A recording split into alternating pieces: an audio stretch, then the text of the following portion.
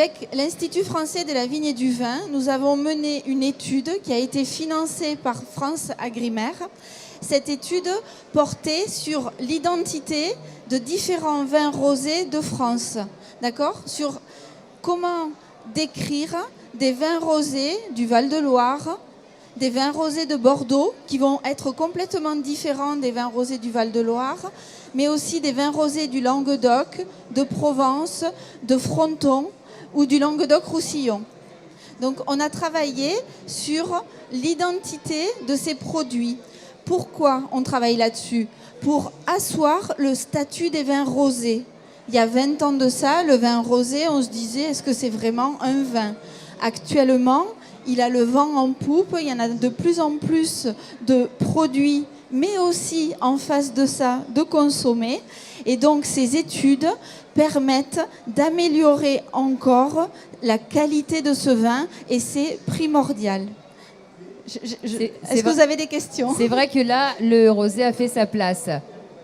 Je vous en prie, si vous avez des questions, c'est le moment, hein, où on laisse...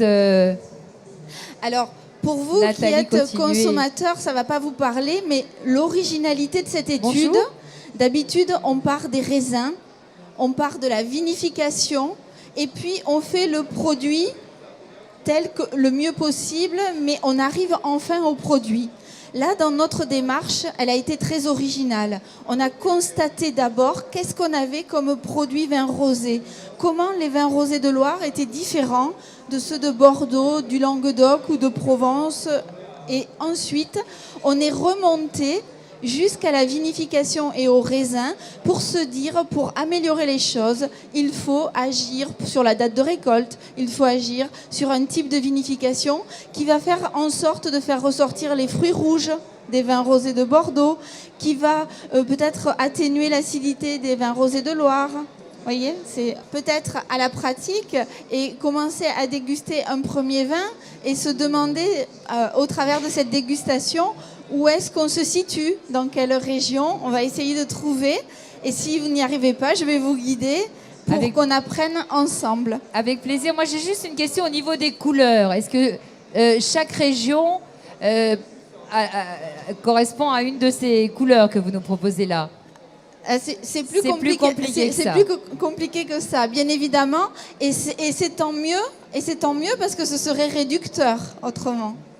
Mais par contre, ce nuancier, ça s'appelle un nuancier, permet de parler de la diversité des couleurs des vins rosés. S'il y a une chose spécifique pour le vin rosé, c'est sa couleur. D'abord, on met dans un verre blanc, on goûte en tant que consommateur. Et quand on goûte, qu'est-ce qu'on voit en premier ? C'est sa couleur. D'accord ?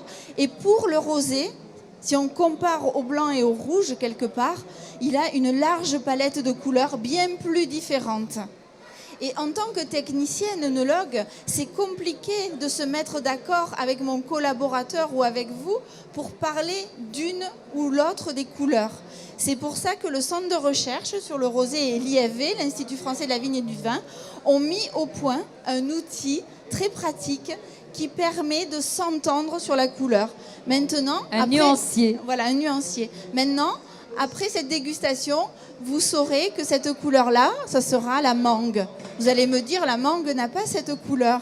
Mais peu importe, on se met d'accord tous ensemble pour que cette couleur-là soit la couleur mangue.